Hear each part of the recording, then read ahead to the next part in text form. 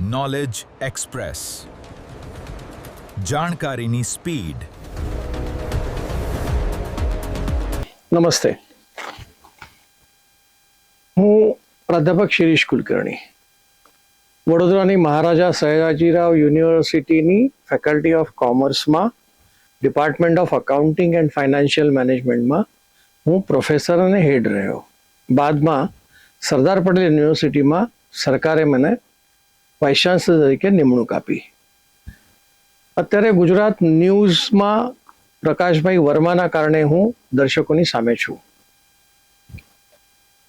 આજે ફરીથી કહું છું કે હું જીએસટીની વાત નથી કરવાનો, જીએસટી સિવાયની વાત કરું છું.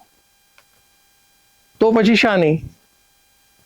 તો જે અત્યારે સંકટ આખા વિશ્વમાં છે, ખબર નહીં એ કેવું ચાલશે, કેટલું ચાલશે.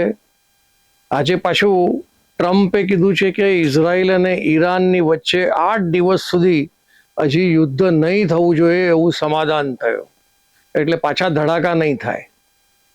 ભાઈ, પણ હાર્મુઝ ખાડીમાંથી જહાજ આખા વિશ્વમાં જ્યારે ક્રૂડ ઓઇલ લઈને જાય છે એ બંધ છે. એક બાજુ અમેરિકાએ બંધ કર્યું છે, બીજી બાજુ ઈરાને બંધ કર્યું છે. તો આ ક્રૂડ ઓઇલની સમસ્યાના કારણે વિકલ્પો શોધે છે વિશ્વ. દાખલા તરીકે આજે એક નવો વિકલ્પ સામે આવ્યો કે ભાઈ ઓમાનથી સીધા ભારત સુધી એક પાઇપલાઇન નાખવામાં આવશે. કેટલા હજારો કરોડ રૂપિયાનો ખર્ચ કરીને એ કરવા જવાના છીએ. પણ તરતના તરત જ કોઈક વિકલ્પો તો શોધવા પડે ને. તો વિકલ્પો ભારતે પણ શોધવાનો પ્રયત્ન કર્યો કે ભાઈ ઇથેનોલ વપરાય પેટ્રોલની જગ્યા ઉપર. તો E12, E20 અને E85 હવે જ થઈ ગયું. પણ ઇથેનોલની જે 85% જે પેટ્રોલમાં ભેળવવાનું જ્યારે આવ્યું ત્યારે જો પરિણામ શું આવે છે, લગભગ 20 થી 30% માઇલેજ ઘટી જાય છે ગાડીનું, કારનું. તો એ કેટલું યોગ્ય? એટલે એ એક વિષય આવ્યો. તો બીજો વિષય એવો પણ આવે કે ભાઈ આપણે સીએનજી ના વાપરીએ, પણ સીએનજી વાપરવામાં પણ મુશ્કેલી શું આવે છે? 45% સીએનજી આપણે વિદેશથી લાવીએ છીએ. ક્રૂડ ઓઇલ તો 85% આપણે વિદેશથી લાવીએ છીએ. તો હજી કોઈ વિકલ્પ? તો કે ઈ વ્હીકલ, ઇલેક્ટ્રિકલ વ્હીકલ આપણે વાપરી શકીએ કે કેમ? આપણા કરતા તો ચાઇના બહુ આગળ છે. ચાઇનામાં જે ઇલેક્ટ્રિક વ્હીકલ વપરાય છે ને, એમાં હવે એવો સંજોગ આવ્યો છે કે ભાઈ એમાં પરિવર્તન લાવવું. કેમ કે ચાઇનાની અંદર ઈવી બહુ જ મોટી બ્રોડ સાઇઝની છે. સાંભળીને આશ્ચર્ય લાગશે કે ભાઈ 2 મીટર જેટલી પહોળાઈ ઇલેક્ટ્રિક વ્હીકલની, કારની છે. અને સમસ્યા શું આવી છે કે ભાઈ આ 2 મીટર, ક્યારેક 2.3 મીટરની પણ પહોળાઈવાળી કાર છે, પણ ચાઇનામાં પાર્કિંગની સમસ્યા ઊભી થઈ ગઈ. એટલે ઇન્ફ્રાસ્ટ્રક્ચરમાં 2.4 મીટરની જગ્યા પાર્કિંગ માટે કારને આપવામાં આવી છે. તો આમાં જો આ 2.3 વાળી કે 2 મીટર વાળી કાર પાર્કિંગ કરવામાં તકલીફ આવશે. સ્વાભાવિક છે. એટલે ચાઇના હવે વિચારે છે કે અમે સ્લિમ કાર લઈ આવીએ, પાતળી કાર લઈ આવીએ, એવો વિચાર કરે છે. પણ જોજો એને કેટલી કેટલી જગ્યાઓ પર તકલીફ પડશે.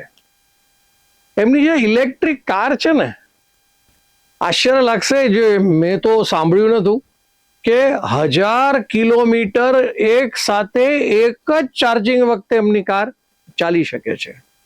1000 કિલોમીટર. વિચાર કરો તો એમાં બેટરી કેટલી હશે? એ બેટરીનું વજન લગભગ 700 કિલોગ્રામ કહેવામાં આવે છે. એટલે આટલી, હવે તો પછી સ્વાભાવિક છે ગાડીનું વજન કેટલું થયું હશે? 1700 કિલોનું વજન કારનું થાય છે. બેટરીનું જ વજન આટલું હોય તો કારનું વજન તો પોતાનું હોય જ. અને એવી 1000 કિલોમીટર સુધી ચાલવાવાળી જે કાર છે એમાં સમસ્યા તો રહેવાની જ છે. પણ એમને સમસ્યાની જગ્યા પર એમને વિવિધતામાં પણ લઈ આવ્યા, વિશેષતાઓમાં પણ લઈ આવ્યા. એમની જે ઇલેક્ટ્રિક કાર છે ને એમાં એ લોકો ઈચ્છા ધરાવે છે એટલે એમને પરિવર્તન પણ લઈ આવ્યા કારમાં. એવી વિશેષ કાર બનાવી કે જેમાં તમને લાઈફસ્ટાઈલની જે આવશ્યકતાઓ છે એ બધી જ એક કારમાં મૂકી દીધી, એ બી ઇલેક્ટ્રિક કારમાં. એ વિશેષતાઓ શું છે કે દાખલા તરીકે તમારે કામ કરવું હોય, રોજબરોજનું કામ કરવું હોય, લોકો હવે વર્ક ફ્રોમ હોમ કરે છે, એવી રીતે વર્ક ફ્રોમ કાર જેવું થઈ ગયું. તો વર્ક ફ્રોમ કારમાં એ કામ કરી શકે, જમવાનું બનાવી શકે, કોફી બનાવે, પછી આરામ કરે. હદ તો એ થઈ કે એમને તો ટોયલેટ પણ કારમાં બનાવવાનું શરૂ કરી દીધું. એટલે આ પ્રકારની કારની વ્યવસ્થા જ્યારે થઈ હોય તે વખતે સ્વાભાવિક છે હવે કંઈક નવું, નાની પાતળી કાર કરવાનો પ્રયત્ન એમને શરૂ કર્યો છે. હવે એ સ્લિમ કારનું તો આપણે જવા દઈએ, પણ ભારતની સ્થિતિ શું? ભારતમાં તો આટલી બધી સમસ્યાઓ હોવા છતાં એક સાથે ચાઇનાનું એક કહી દઉં કે ચાઇનામાં ઇલેક્ટ્રિક વ્હીકલની સંખ્યા એમના ટોટલ કારની સંખ્યામાં 53% ઇલેક્ટ્રિક વ્હીકલ છે. નોર્વેમાં 97% છે, યુકેમાં 55% છે. તો આટલા બધા દેશોની અંદર કારોની સંખ્યા વધારે હોય તો પછી ભારતે શું ગુનો કર્યો ભાઈ? તો ભારતમાં કેટલા ઇલેક્ટ્રિક વ્હીકલ કેટલી? તો ભારતમાં કેવળ 3 થી 4% જ ઇલેક્ટ્રિક કાર છે. એટલે આપણે એડવાન્સ નથી થતા, આપણે આગળ નથી વધતા. તો આગળ નથી વધતા એનું કારણ શું છે? આપણે કેમ ઇલેક્ટ્રિક કાર વધારે નથી લેતા? તો સવાલ એ આવે છે કે ભાઈ આપણો જો ઇકોનોમીની દૃષ્ટિએ વિશ્વમાં ક્યારેક કોઈક 3જો નંબર કહે છે, કોઈક 4થો નંબર કહે છે, કોઈક 5મો નંબર કહે છે, તો અત્યારે આ જે ઇલેક્ટ્રિક કાર છે, ઇલેક્ટ્રિક કારની અંદર આપણી નબળાઈ શું કામ છે? કેમ આટલી ઓછી કાર છે ભારતમાં? તો એનું કારણ શું છે કે એક તો ઇલેક્ટ્રિક કારની બેટરી પૂરેપૂરી ભારતમાં નથી બનતી, એટલે ફરીથી આપણે ઇમ્પોર્ટ ઉપર જ આવવું પડે.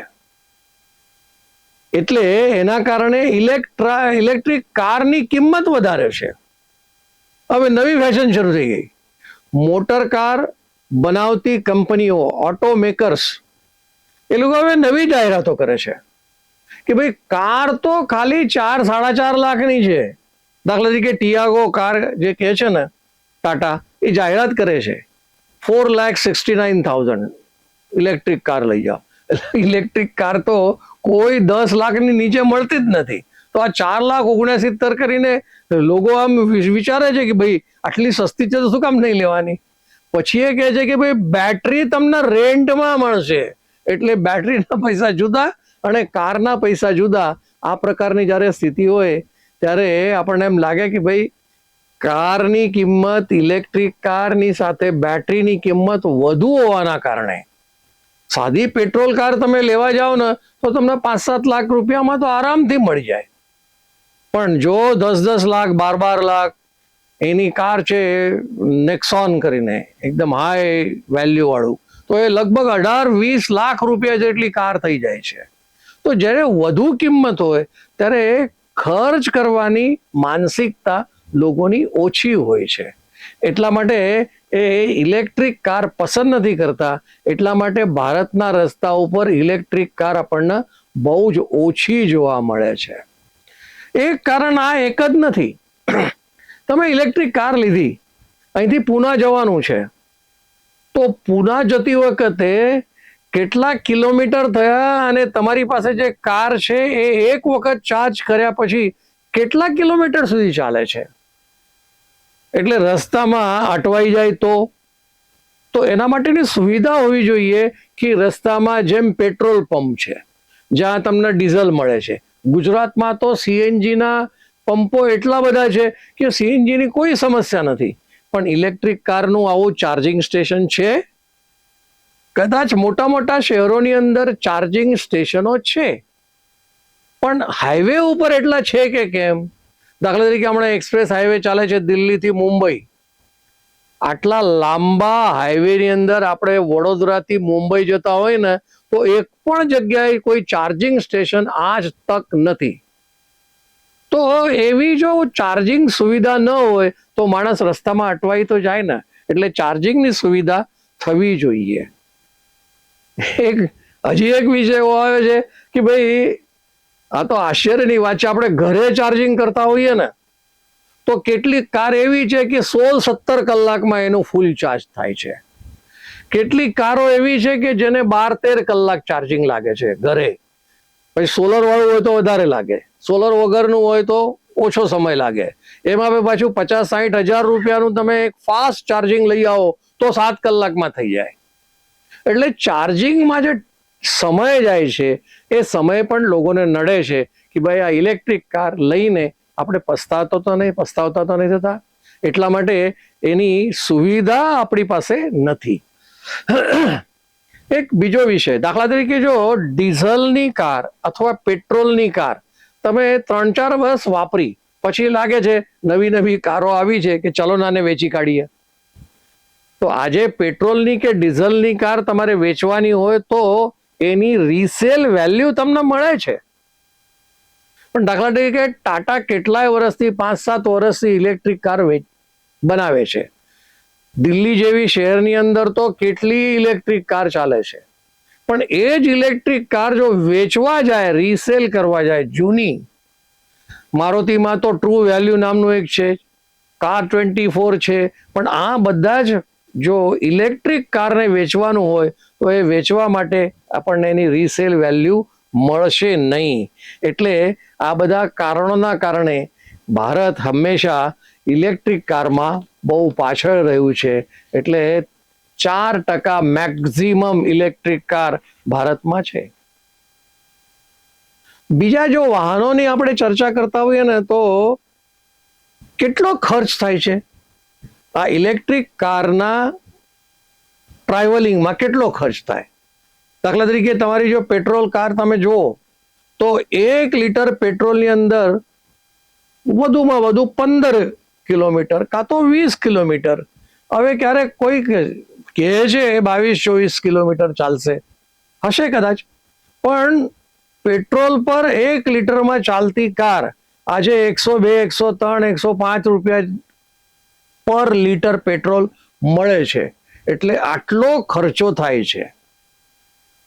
પણ ઇલેક્ટ્રિક કારનું હોય તો જો ઇલેક્ટ્રિક કાર જો તમે સોલર એનર્જી ઉપર એને ચાર્જિંગ કરતા હોય ને તો ઇલેક્ટ્રિક કાર ચલાવવામાં 1 કિલોમીટર માટે ફક્ત 57 પૈસા જોઈએ.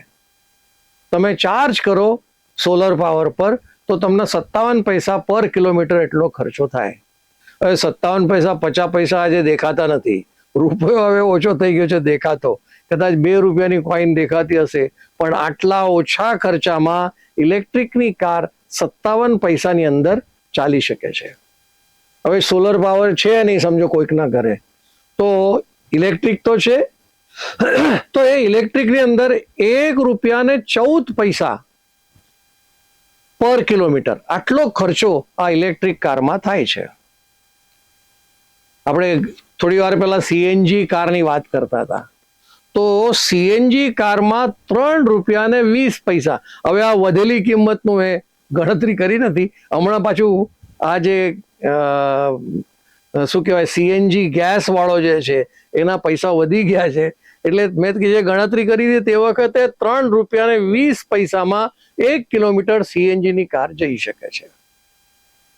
હવે જ્યારે પેટ્રોલની આપણે વાત કરીએ છીએ ત્યારે એ 5 રૂપિયા ને 56 પૈસા 1 કિલોમીટરે આપણને ખર્ચો થાય છે.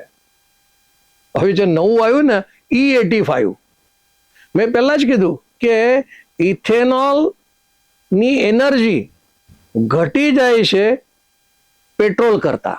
પેટ્રોલની એનર્જી અને ઇથેનોલની એનર્જી બહુ ઓછી છે. તો ઇથેનોલની અંદર જે હમણાં E85 ચલાવ્યું છે એની અંદર જે ખર્ચો થશે એ ₹5.36 પર કિલોમીટર. વિચાર કરો, તમે ઇથેનોલનો પ્રયત્ન કરો છો તો ઇથેનોલ સસ્તું એમ કહેવા જાઓ છો કે ભાઈ અમે ₹20 પર લીટર પેટ્રોલની ઓછી કિંમત કરશું, તો તમે આ ઇથેનોલ એટલે એને ફ્લેક્સી ફ્યુઅલ આવો એક વિષય એમાં તમે લાવ્યા છો. પણ ખર્ચો કેટલો? ₹5.36 તમે જો E85 વાપરો તો. એટલે અલ્ટિમેટલી આપણી સ્થિતિ ઇલેક્ટ્રિક કારના વિષયમાં ઠીક નથી. કાં તો ટેકનોલોજી બરાબર નથી, કાં તો E85 ને E20 એમાં જે ફરક થઈ ગયો છે એના કારણે પણ કારને પ્રાધાન્ય લોકો હજી આપતા નથી, ખરીદવામાં ડરે છે. પણ એક વસ્તુ જોજો, ભારતમાં 2 વ્હીલર ઇલેક્ટ્રિક બહુ વધ્યા છે. જો એનો વિચાર કરીએ ને તો 2 વ્હીલર ઇલેક્ટ્રિક એ 1 કિલોવોટની અંદર, હવે એ બી જોઈ લઈએ, ઓલા નામની એક 2 વ્હીલર આવે છે એમાં 4 કિલોવોટની બેટરી હોય. પછી આઈક્યુબ નામની ટીવીએસની છે એમાં લગભગ 3.8 કિલોવોટની બેટરી હોય.